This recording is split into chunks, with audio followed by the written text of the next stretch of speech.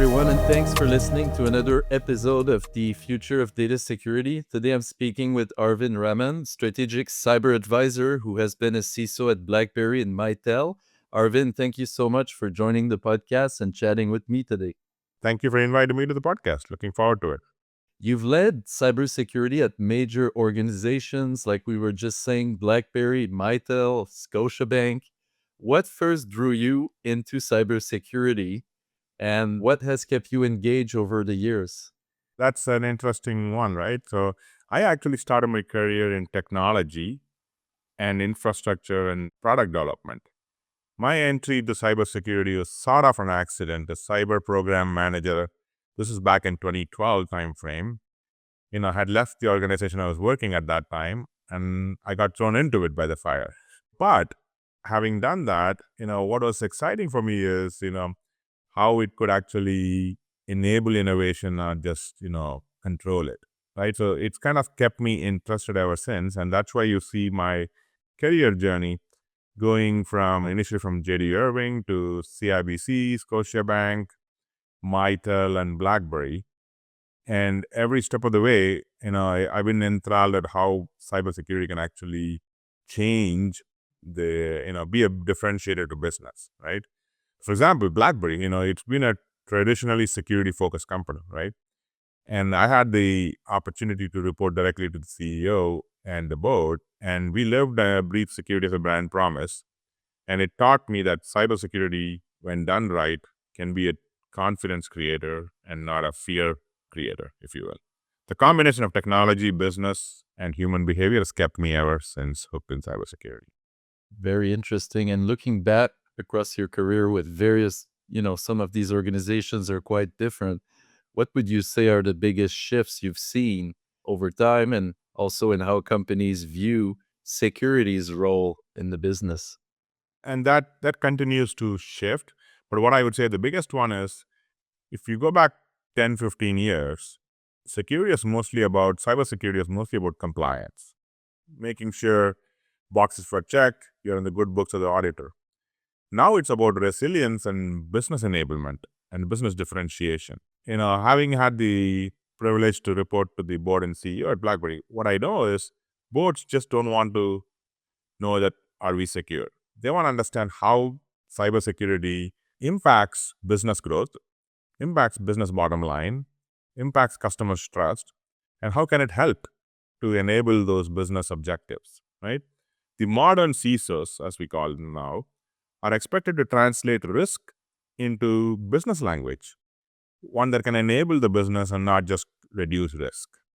And bringing this back to data security today, what do you see are the biggest data security challenges enterprises face right now? Yeah, I think it really comes down to visibility and control. Data in this modern day is everywhere. SaaS platforms, across different clouds, AI pipelines, and most organizations don't have a single pane of, glass or a truth to see where sensitive data is or how it's being accessed. Then you have identity. Who's accessing it? What are they using it for? What conditions are they accessing it? And you combine this with the third-party dependency, because many companies, almost all companies, use third parties, right? And they have the, and then you have the traditional perimeter that's gone, right? World is the perimeter, and we are constantly shifting the ecosystem and securing the ecosystem. So every job is difficult, CIO, CISOs, and all of them, but CISO's job is increasingly harder now, right? With this kind of spread, what do you see? I'm curious, what do you see as some blind spots perhaps today in data security that are not being addressed or are going to become a problem soon? There are definitely some blind spots. What I would say is too many organizations are tool focused, right? And they tend to throw technology at the problem without clarifying the data issue. When I say data issue, it's data ownership and accountability. Who owns the data? Who decides the risk tolerance of the data, right? And there's also a continuing to growth in the insider risk portfolio. Not malicious insiders per se, but well-meaning employees who are trying to use data, AI, or cloud without realizing the implications of improper usage, right? The organizations, what I would say is that thrive will be the ones that are treating data security as a holistic governance discipline and not just a technical one. And that to me, data is the, I mean, we've said this, but data is the new oil, data is the new water. We've used those terms, but I think the organizations really haven't put enough attention to the data governance as a whole, because at the end of the day, every breach, every issue that you talk about, it comes back to the data. You made me grin a little bit when you said some people are so tool focused because that's pretty much what I do all week. I talk to people that are so tool focused, and one of the biggest scams of the 21st century is that a lot of vendors convince people that the goal of data security is coverage. Let's cover everything because, of course, we're going to bill you by volume of data. Whereas you said it right, it's about the risk. What's the risk and how do we control that risk? I feel like you're preaching to the choir when you said that to me.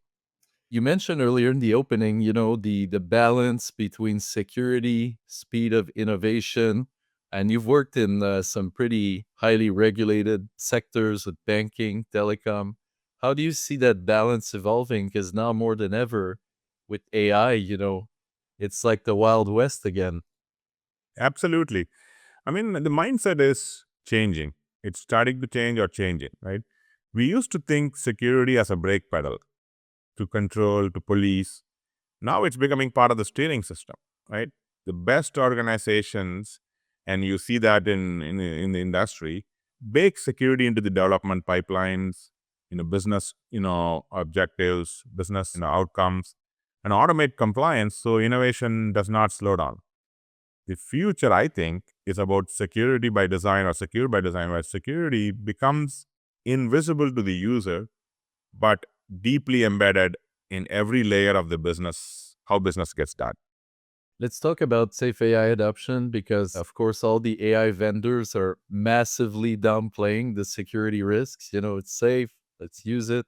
So, with that rapid AI adoption, what are you seeing are some of the big issues for data protection and governance? AI is fascinating. I mean, it's not new, but it's completely, taken off right now, right? So it's taken off big time. AI creates some fascinating new risks, like data provenance. Do we really know what data trained the model? Can we explain some of the decisions it makes? And there's a data model manipulation, I would say, right? If someone poisons your data or alters the model, it can be very hard to detect. And then we're also seeing, we've talked about shadow IT for a long time. Now, shadow AI is becoming a thing, right? People are spinning up models using public tools without the guardrails. And I think the shadow AI is kind of the new shadow IT. And I think it all comes back to how can we govern?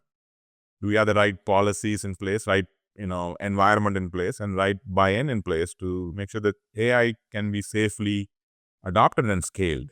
You're advising CISOs now and organizations. What would you say is kind of your summary of let's call it the top three things or top three priorities that CISOs that are trying to, yes, enable the organization with AI, but also secure it? What would that top three be? I'm a fan of this, and I started the data governance, right? Define what data can and cannot go into the AI models. You need to have proper governance in place. Second is, treat AI like a model oversight, like treat AI models like other assets, need versioning, need testing, need monitoring. And then focus on transparency, build relationships with partnerships with your data team, with your legal team, and other cross-functional teams so that, your AI can be trusted by design, architects. You have to cross collaborate more than ever. The lines are getting blurred, in terms of how to enable this. And CISO's job these days is not to slow AI down at all, actually. It makes sure that it scales safely. And how do you become a differentiator? And AI usage can be a huge differentiator. And this, vendors use these terms all the time.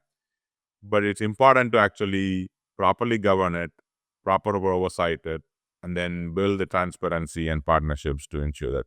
Talking about AI being a huge differentiator, I talked to a lot of people that talk about the AI suck and different other things. There's a lot of software development now that's assisted with AI. Where have you found the real efficiencies and outcomes to date? Moving away from all the hype, what are the key areas you've seen have really taken off for AI and cyber? I think it's on the detection and response, to be honest, right? And also training to do some protection models. But, you know, BlackBerry, we had a company called Cylance, right? We sold it off to Arctic Wolf recently. But BlackBerry, Cylance was the first one to, build on AI models, right? The protection engines. And what we're going to see is, AI is going to complicate things in the short term, but AI is going to be hugely beneficial for the practitioners, security practitioners in the longer term. We'll have smarter detection, faster response, more contextual understanding of risk. And you're now hearing these words: autonomous SOC, AI-enabled SOC, all of that. I mean, that's real, that's coming. And AI is not going to replace human completely. AI is going to enable CISOs and security practitioners to do their job better. If we're to, look ahead to the future, say in 2030, can you paint a picture of what you think we're going to see? What will be the biggest transformation and impact, whether it's data security, privacy? Yeah. I mean, data security is continue to going to be important. But what I think is going to be incredibly important that time is, we've talked about this for a while, quantum readiness. We're going to need encryption agility much faster than required. The world is advancing so much. Quantum computing is going to be here, right? It's been talked about for the last, I would say, since 2015, since I was in the CIBC days. But at that time, they were saying, it may be 2 decades away, but I think it's going to be faster, right? It is going to be a challenge. The other thing is we need kind of fast machine speed governance. I think I go back to the governance. I'm a big believer in it.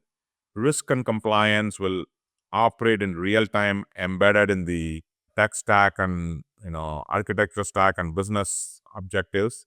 You're going to have to move fast, and you're going to have to be able to detect risks and respond to them appropriately. And third, I would say, is convergence of cyber risk and resilience. I mean, I think the gone are the days are going to be old silos between the IT, security, and business continuity. That's going to be gone. And you're going to have a digitally merged environment where the cyber risk and resilience are going to be one and all. And I won't be surprised if the future role of CISOs called cyber resilience officers or cyber trust and resilience officers, where who can actually build confidence in what the business is doing, and it will be a differentiator for those who actually do it. Will we see a AI CISO perhaps? It's not even going to be a person. I don't know that we're going to see an AI CISO. You never know. CISO role continues to evolve, right?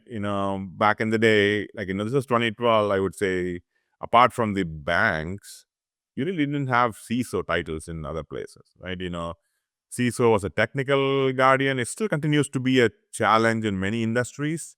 Other than the highly regulated ones, you're not seeing this consistency across the board. And I think that's going to change with the digital environment and the digital focus on AI. You're going to have a lot more what I would call a standardized approach from a CISO perspective.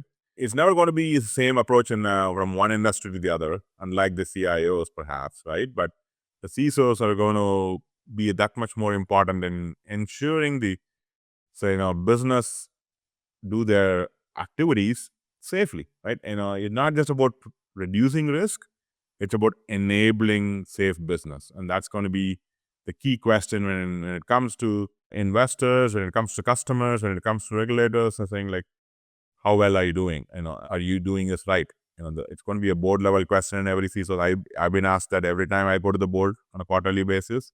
How are we managing risks?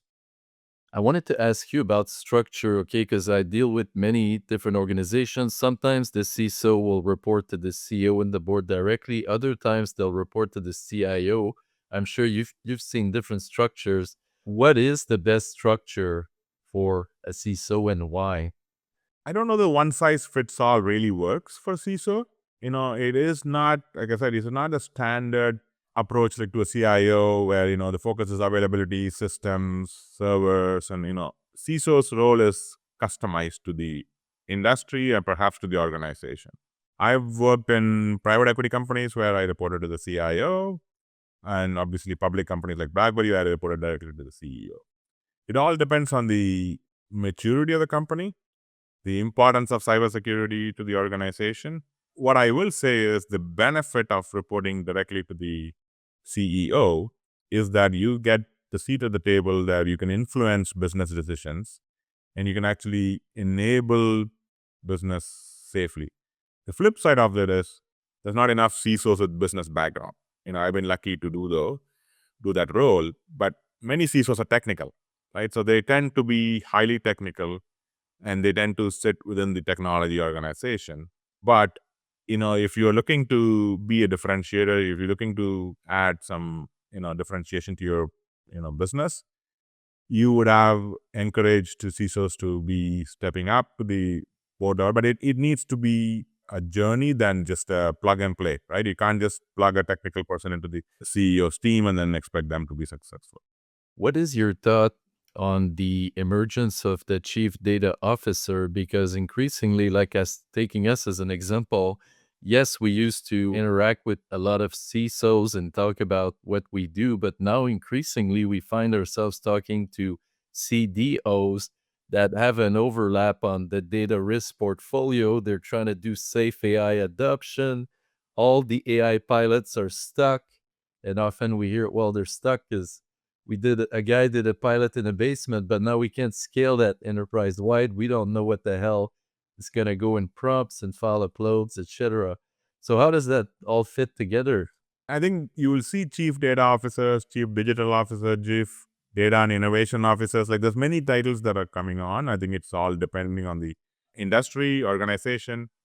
Large banks, large enterprises tend to have chief data officers where the data sprawl is huge. Data is one thing that you need to understand how it's created, how it's stored, how it's accessed, how it's disposed. And I think it's part of the data ownership I talked about in the beginning, right? Without understanding the data ownership and risks, you really can't protect the data well. So you need somebody to take the holistic view of data ownership, and that's where the chief data officer really comes in. And partnering with the chief information security officer or data security officers or whatever we can call them, right? I think it's a partnership that needs to be established to make sure that, it's hand in hand, hand in glove approach to managing risks. I don't know that any organization out there, very few organizations out there will have a master control of where the data is, how it's accessed, how it's stored, how it's, used, right? They're trying. It's the dream. It's a dream, but it's like a ocean that you cannot cover, right? It's huge. How quick can you boil the oceans? Exactly.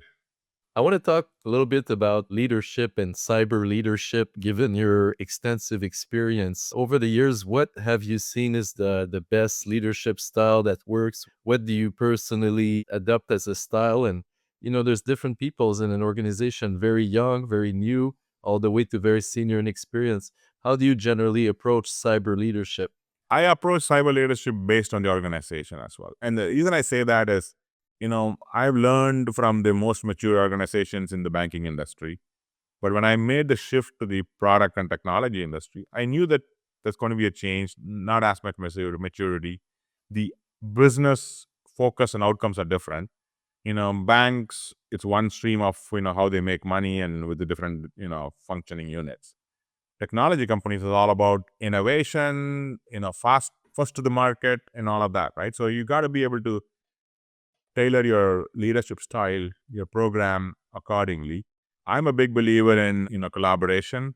I've done that from my beginning of the career. I'm a big believer in leading by example, giving authority to your teams, giving authority to the data owners and business owners, but collaboration and being a strategic advisor where we can, right? I used to be highly technical. That was my initial, entry into cybersecurity.